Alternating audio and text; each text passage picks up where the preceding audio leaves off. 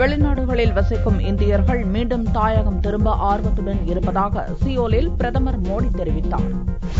3 நாடுகள் சுற்றுப்பயண இறுதிக்கட்டத்தில் திங்களன்று தென்கொரியாவுக்கு பிரதமர் நரேந்திர மோடி வந்தடைந்தார். அங்கு அவருக்கு உற்சாக வரவேற்பு அளிக்கப்பட்டது. சியோல் வந்தடைந்த பிரதமர் மோடி அங்குள்ள போர் நினைவு சின்னத்தில் மலர் வளையம் வைத்து அஞ்சலி செலுத்தினார். இதைத் தொடர்ந்து சியோலில் உள்ள இந்திய வம்சாவளியினர் அளித்த வரவேற்பு நிகழ்ச்சியில் மோடி பங்கேற்றார். பிரிக்ஸ் அமைப்பு தோல்வியில் முடியப் போவதாக ஆரம்பத்தில் கவலை எழுந்ததாக கூறிய மோடி, பிரிக்ஸ் என்பதில் ஐ என்ற இந்தியா குறித்து சந்தேகமும் எழுப்பப்பட்டதாக கூறினார். ஆனால் இப்போது ஐ என்பது இல்லாமல் பிரிக்ஸ் இல்லை என்ற நிலை ஏற்பட்டுள்ளதாகவும் மோடி பெருமிதத்துடன் கூறினார். ஒரு காலத்தில் இந்தியாவில் பிறந்ததற்காக வருத்தப்பட்டு நல்ல வேலைவாய்ப்பை தேடி வெளிநாடுகளுக்கு இந்தியர்கள் சென்றதாக கூறிய மோடி, இப்போது இந்தியாவில் மாற்றம் ஏற்பட்டுள்ளதை கருத்தில் கொண்டு வெளிநாடுகளில் வசிக்கும் இந்தியர்கள் மீண்டும் தாய்நாடு திரும்ப விரும்புவதாகவும் கூறினார். और मैं आज विश्वास से कह सकता हूं कि अलग अलग जीवन के गणमान्य लोग, बड़े बड़े साइंटिस्ट क्यों न हो, विदेशों में कितनी ही कमाई क्यों न होती हो, उससे कम कमाई होती हो तो भी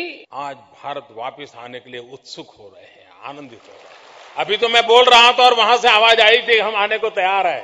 ये जो मूड बदला है, जो मिजाज बदला, பெரிய கட்டடங்களை உருவாக்குவதோ நல்ல சாலைகளை அமைப்பதோ வளர்ச்சி அல்ல என்று கூறிய மோடி, மக்களின் வாழ்க்கையில் மேம்பாட்டை கொண்டு வருவதே உண்மையான மாற்றம் என்றார். இதைத் தொடர்ந்து சியோலில் உள்ள அதிபர் மாளிகையில் தென்கொரிய அதிபர் பார்க் குன் ஹேயை சந்தித்து பேசினார். அப்போது இரட்டை வரி விதிப்பு தவிர்ப்பு, ராணுவம், மின்சாரம், போக்குவரத்து துறைகளில் ஒத்துழைப்பு உள்ளிட்ட 7 ஒப்பந்தங்கள் கையெழுத்தாகின.